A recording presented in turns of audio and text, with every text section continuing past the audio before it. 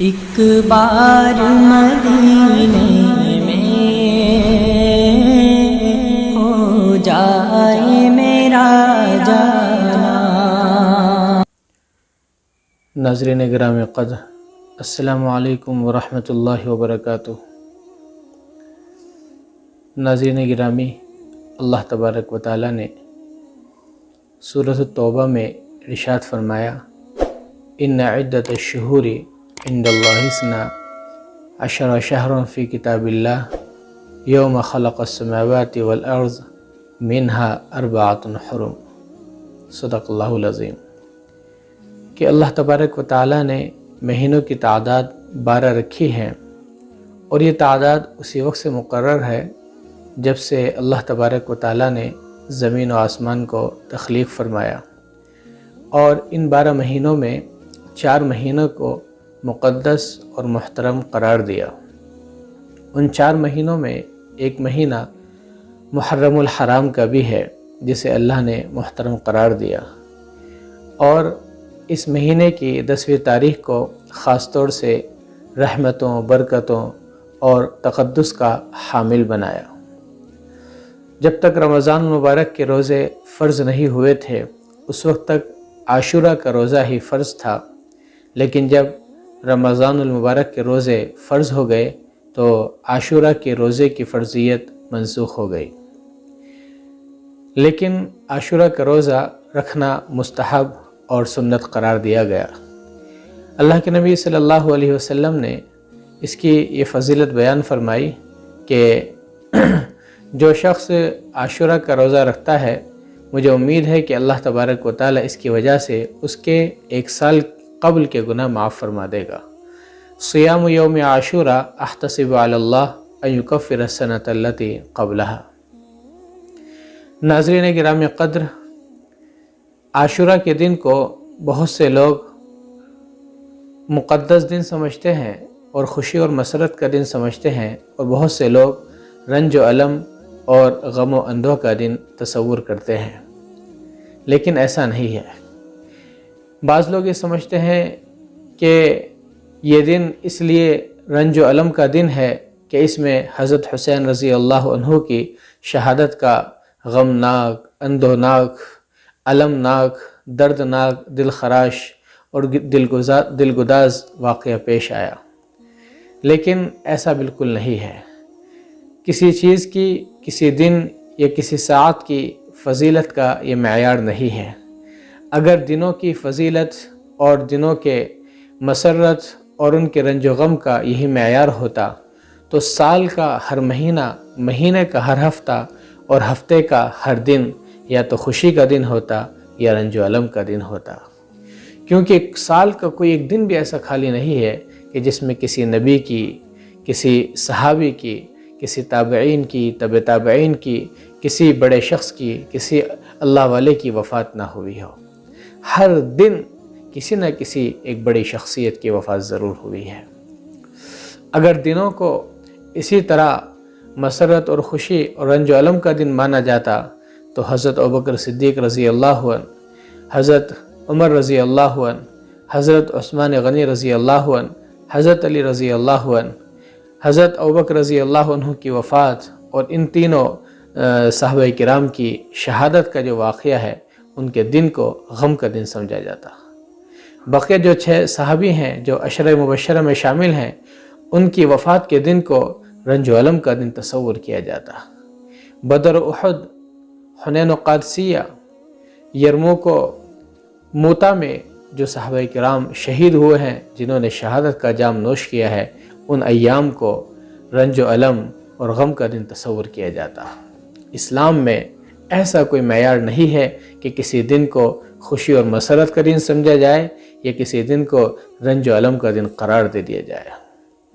ہاں، جہاں تک کہ عاشورہ کے دن کے تعلق سے ہے تو اس کے تعلق سے جو فضیلت چلی ہوئی آ رہی ہے، یہ خود اللہ کے نبی صلی اللہ علیہ وسلم کے زمانے سے چلی ہوئی آ رہی ہے، بلکہ اس سے پہلے سے چلی ہوئی آ رہی ہے، اور اس کا ثبوت خود قرآن مجید کے اندر ہے کہ اللہ تبارک و تعالیٰ نے اس مہینے کو محترم قرار دیا، اور اللہ کے نبی صلی اللہ علیہ وسلم نے عاشورہ کے دن کی فضیلت بیان فرمائی اور اس کے احکامات ارشاد فرمائے۔ رہی بات حضرت امام حسین رضی اللہ عنہ کے واقع شہادت کی، تو حضرت حسین رضی اللہ عنہ کی شہادت کا جو عاشورہ کے دن واقعہ پیش آیا ہے، تو یہ مزید حضرت حسین رضی اللہ عنہ کی فضیلت کو بڑھاتا ہے کہ اگر آپ کی شہادت بھی ہوئی تو ایسے دن میں ہوئی جو پہلے سے مقدس چلا ہوا آ رہا ہے۔ ناظرین گرامی، بعض لوگوں کا یہ خیال ہے اور یہ تصور ہے اور یہ بات چلی ہوئی آ رہی ہے کہ عاشورہ کے دن ہی حضرت آدم علیہ السلام کو زمین پر اتارا گیا، عاشورہ کے دن ہی حضرت نوح علیہ السلام کی کشتی جودی پہاڑ پر ٹھہری، عاشورہ کے دن ہی حضرت ابراہیم علیہ السلام گلے گلزار ہو کر آگ سے باہر نکلے۔ اس طرح کے بہت سے واقعے چلے ہوئے آ رہے ہیں، لیکن ان کی کوئی حقیقت نہیں ہے، ان کی کوئی ریئلٹی نہیں ہے، ان کا کوئی ثبوت، پروف اور ایویڈنس قرآن و حدیث کے اندر نہیں ملتا۔ یہ بات بس زبان در زبان منتقل ہوتی ہوئی آ رہی ہے، اور بعض اہل قلم کے مضامین جو ہے اس تعلق سے اخبارات کی زینت بنتے ہوئے چلے آ رہے ہیں۔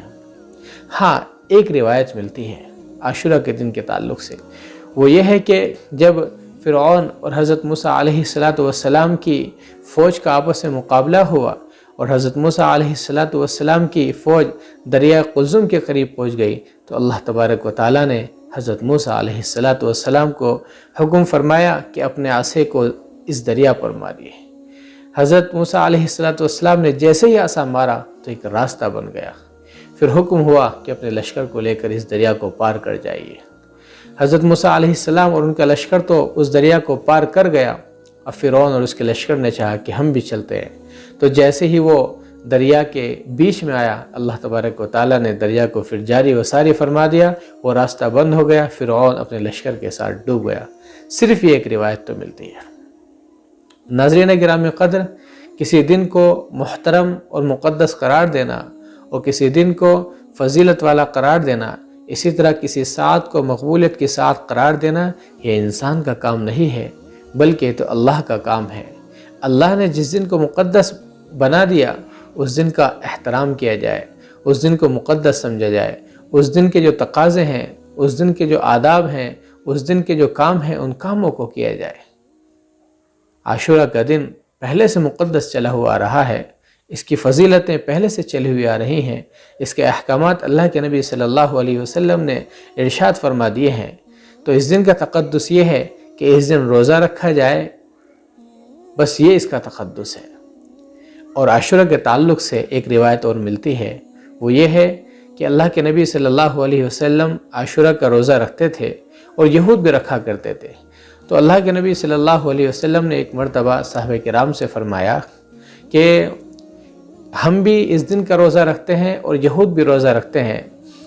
اور اگر میں اگلے سال زندہ رہا تو ایک روزہ اور ملا کر رکھوں گا، یا تو 9 محرم کا یا 11 محرم کا۔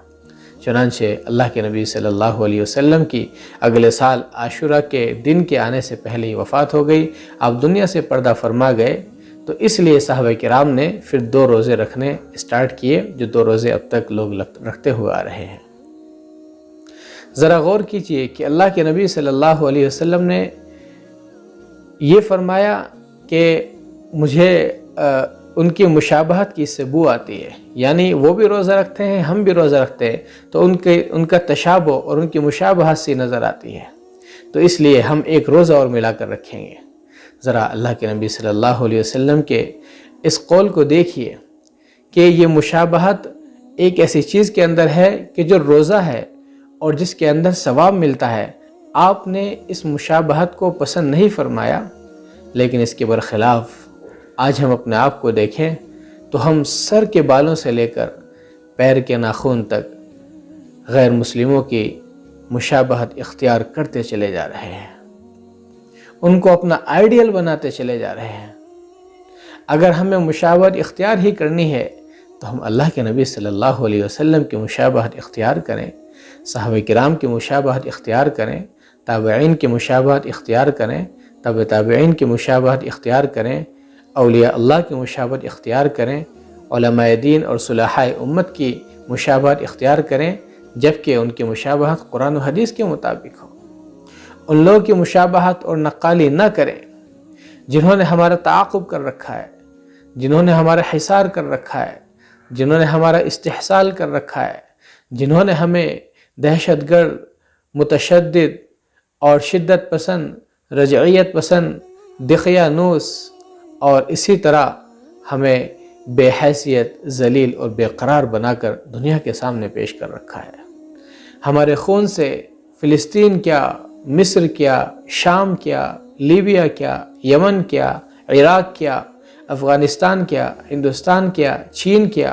اور دنیا کی بے شمار زمینوں کو اور خطوں کو لالہزار کر رکھا ہے۔ ان کی مشابہ سے ہمیں کیا مل جائے گا؟ دنیا بھی ہاتھ سے جائے گی اور آخرت میں تو رسوائی سے ہمیں دوچار ہونا ہی پڑے گا۔ ناظرین گرامی، اسی طرح بعض لوگوں نے عاشورہ کی فضیلت کو اختیار کرنے کا یہ معیار بنا رکھا ہے کہ عاشورہ کے دن فلاں قسم کے کھانے بنائے جائیں تو فضیلت حاصل ہوگی، ورنہ حاصل نہیں ہوگی۔ اس کی بھی کوئی حقیقت نہیں ہے، شریعت میں اس کی بھی کوئی گنجائش نہیں ہے۔ ہاں، ایک روایت ملتی ہے جو ضعیف روایت ہے، اس میں ملتا ہے کہ اللہ کے نبی صلی اللہ علیہ وسلم نے فرمایا کہ عاشورہ کے دن اپنے اہل و عیال پر کھانے میں وسعت اختیار کی جائے، جس کی وجہ سے اللہ تبارک و تعالیٰ پورے سال رزق میں کشادگی فرمائے گا۔ تو ناظرین گرامی، عاشورہ کے تعلق سے یہ چند کچھ حقائق اور کچھ فضائل تھے جو آپ کے سامنے رکھے گئے ہیں۔ امید ہے کہ آپ نے ان کو سماعت فرمایا ہوگا اور آپ ان پر عمل بھی کریں گے۔ آخر میں آپ سے گزارش ہے کہ اگر ہماری یہ ویڈیو آپ کو اچھی لگی ہو تو ہمارے چینل کو سبسکرائب کریں اور بیل کو دبا کر آل پر کلک کریں، اور اسی طرح ہماری اس ویڈیو کو اپنے حلقہ احباب میں زیادہ سے زیادہ ثواب سمجھتے ہوئے شیئر